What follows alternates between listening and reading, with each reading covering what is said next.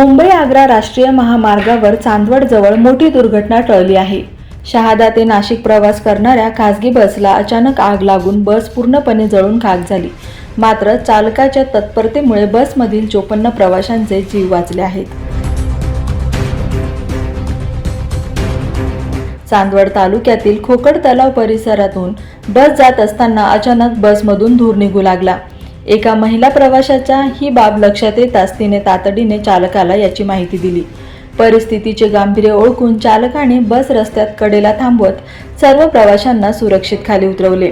प्रवासी खाली उतरताच काही क्षणात आगीने भीषण रूप धारण केले आणि संपूर्ण बस आगीच्या भक्ष्यस्थानी पडली।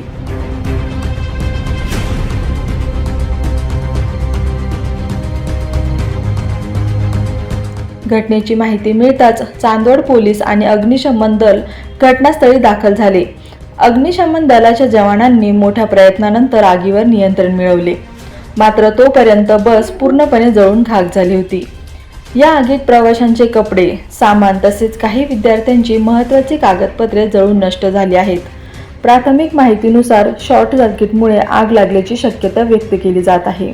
सुदैवाने या घटनेत कोणतीही जीवितहानी झाली नाही। चालकाच्या प्रसंगवदनामुळे आणि प्रवाशांच्या सतर्कतेमुळे मोठा अनर्थ टळल्याने सर्वांनी सुटकेचा निश्वास सोडला आहे।